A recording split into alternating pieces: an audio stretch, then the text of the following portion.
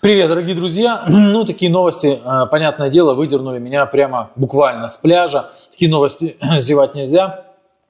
Трамп ударил по Ирану, по иранским ядерным объектам. Хорошо это или плохо, сейчас мы разберем, и закончится ли на этом ядерная программа Ирана, и создаст ли Иран теперь ядерную бомбу. Ну, многие уверены, что теперь-то уж точно не создаст, потому что Всю прошлую неделю гадали, ударит Трамп или не ударит, ромашка была, будет бить или не будет бить.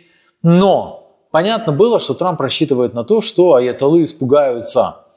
Испугаются, примут вот это вот условие безоговорочной капитуляции. Они взяли и не приняли.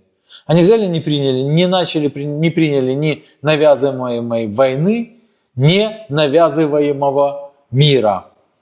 И тогда случилось. По версии The New York Times, колебания американского президента связаны с тем, что он боится еще одной Ливии, потому что убили там врага свободного мира Каддафи, но никакого мира это не принесло. И вот он якобы боялся того, чтобы в это втянуться.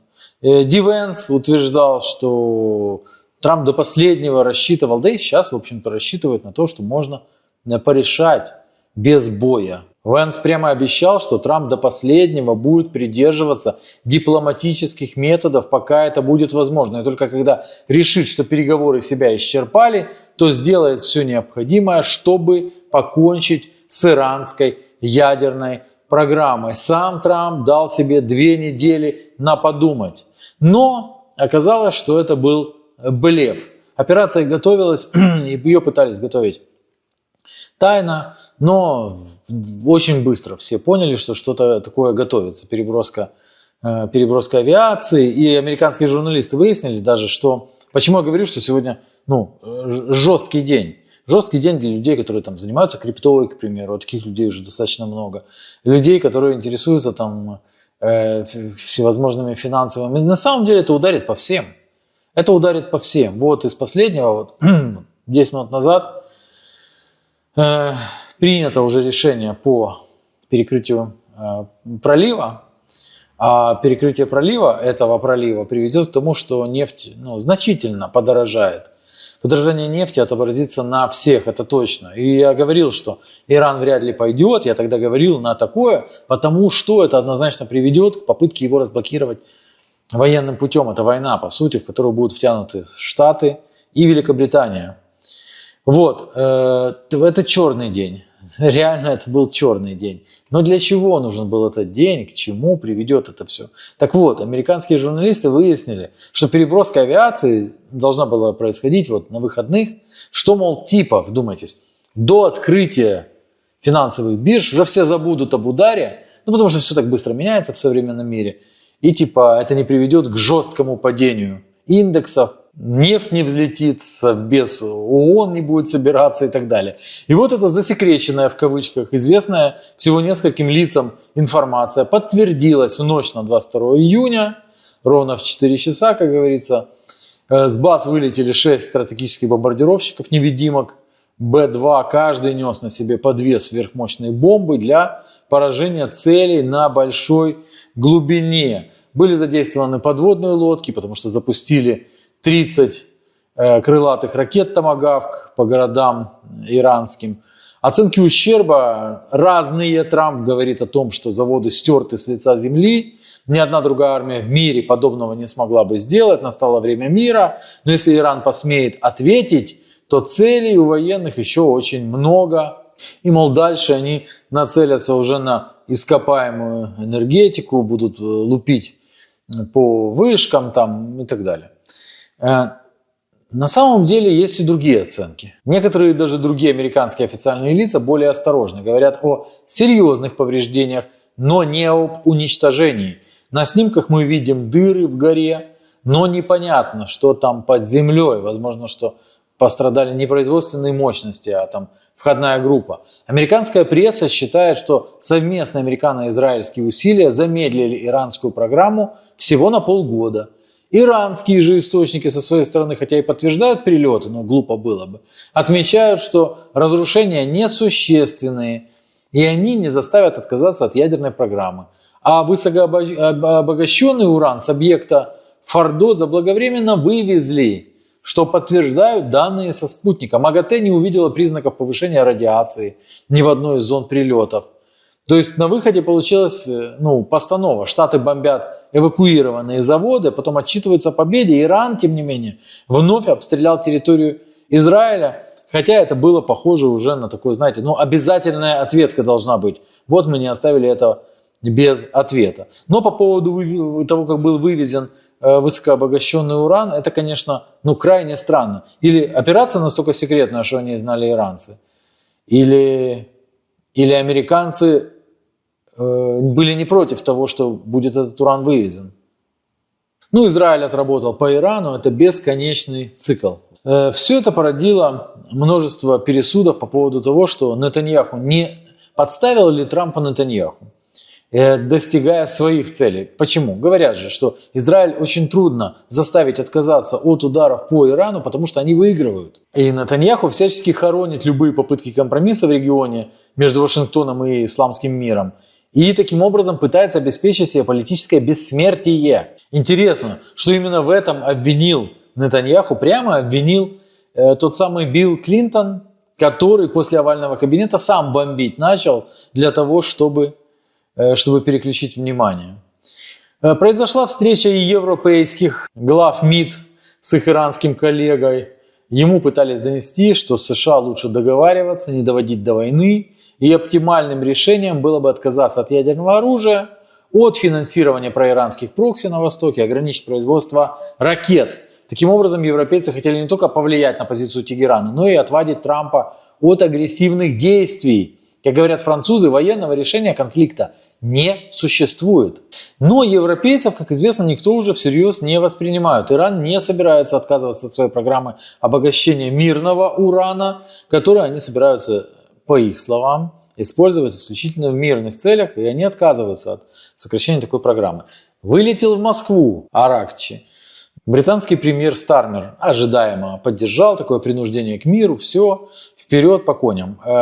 Кая Каллас, европейка, объяснила, что Иран не имеет права иметь программу получения ядерного оружия. Канцлер ФРГ Мерц уже догавкался, на него подали в суд за слова о том, что Израиль выполняет грязную работу, потому что по немецкому законодательству подали в суд там целая группа политиков, общественных деятелей, потому что по немецкому законодательству такие вещи это называется разжигание войны и одобрение агрессивной войны. И плюс, по поводу того, они выполняют за нас грязную работу, люди уже нашли аналог такой фразы, сказанной эсэсовцами, о том, что в концлагерях выполняют грязную работу. И, мол, это клево. В общем, Мерц теперь будет в суде отвечать. Глава офиса Ермак искренне радуется такому миру через силу. Зеленский загадочно перевозбудился еще до удара в США, пригрозил перетряхнуть дипломатический корпус, то есть сменить посла в Вашингтоне, да. Он, конечно же, мечтает, чтобы что-то подобное происходило и в Украине, и с Российской Федерацией.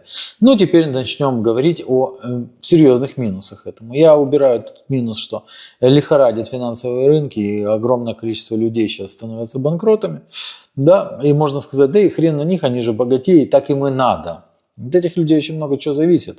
И в итоге это все, конечно же, может отобразиться и отображается уже на жизни обычных рядовых даже лохов. Вот. Но на самом деле давайте разберемся, что там совсем плохого. Во-первых, теперь удары по ядерным объектам не считаются табу. В Украине много таких объектов. Немало таких объектов. Если смотреть на то, что сделали Штаты, если кто-то будет смотреть на то, что сделали Штаты, этот кто-то может сказать, а мы тоже хотим. И ударить. Вот ударили только что по полигону опять.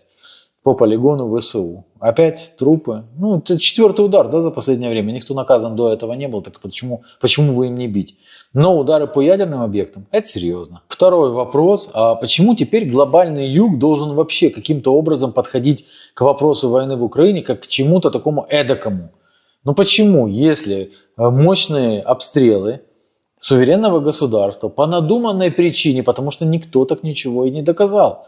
Никто не принес даже никакую пробирку в ООН, чтобы ею потрясти. Под надуманным предлогом происходят массированные, мощнейшие обстрелы суверенного государства. Почему глобальный юг после такого должен выделять войну в Украине в какую-то особую папку? Вот эта особая папка, вот тут плохо. Вот тут нормально, вот тут не получится теперь. МАГАТЭ не видела никаких признаков создания оружия. Так почему же тогда? И, наконец, в-третьих, некоторые вообще подозревают, что это какое-то такое, ненастоящее все для того, чтобы попытаться выйти из ситуации с красивым лицом. Как будто бы поддержка Израиля, как будто бы, смотрите, я говорил, я ударил, но при этом вот это вот вывезение обогащенного урана, при этом ряд других вещей, о том, как это готовилось. Это все выглядело достаточно странно. Вот СМИ вообще пишут, что это была разовая акция, которая не направлена на смену режима, и до Тегерана донесено, что повторов не планируется. Реакция даже в самих Штатах, несмотря на это, неоднозначная. Кто-то говорит, что эта авантюра превратила Трампа из миротворца в настоящего разжигателя войны. Он обещал урегулировать конфликты, они почему-то новые разгораются. И, конечно же, население Штатов далеко не в восторге получить новый Ирак или Афганистан. Это точно на 200%. Возмущены демократы, это и понятно. Они могут сказать, что при Харрис война не началась бы. Некоторые конгрессвумен вообще предлагают объявить Трампу очередной импичмент, поскольку решение о начале войны принимает парламент, а не исполнительная власть. С другой стороны, при Обаме такие формальности никого тоже особо не интересовали. Итак, главное, свернет ли теперь Иран свою ядерную программу, и если Иран действительно делал бомбу или не делал бомбу, то теперь он точно не будет делать бомбы. Так вот, скажу вам нет. Мое мнение максимально понятное. Иран теперь видит, что из него могут сделать мешок для битья. К примеру, не получилось у какого-то мирового лидера, к примеру, в Украине. И он идет и устраивает победоносную атаку в Иране. Берет и бьет. И никто не становится грудью, ООН не выступают, санкции не накладывают, глупо было бы. Берет и бьет. Кто-то еще придет сейчас и тоже захочет и ударит. Потому что это все воспринимают как что-то нормальное. Пускай и не доказано создание чего-то там эдакого. Вот мы бьем, и все говорят, это хорошо. Это нормально. Иран остановится после этого? Нет, конечно. Наоборот.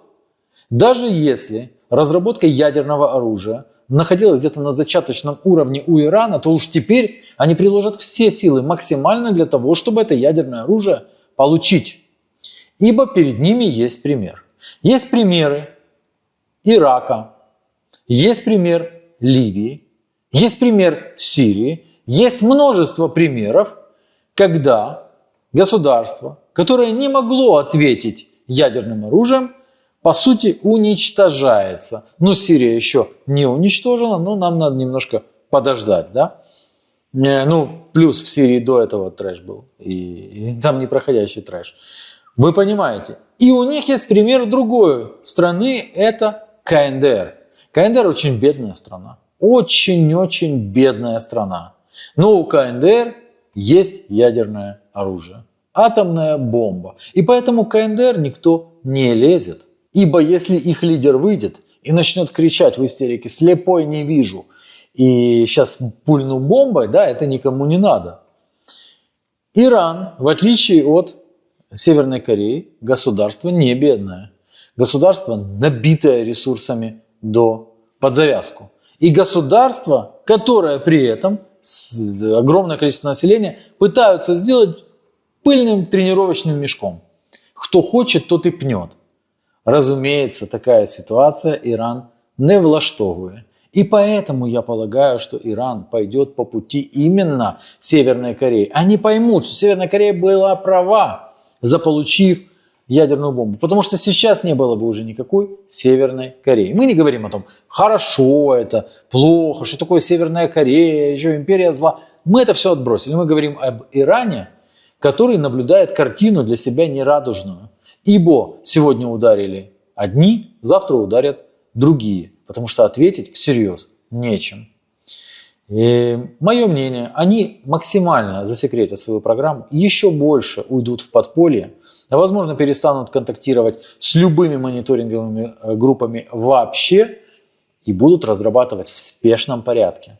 Будут разрабатывать ядерную бомбу. Потому что теперь-то, после этой ночи, они точно понимают, что она им точно нужна.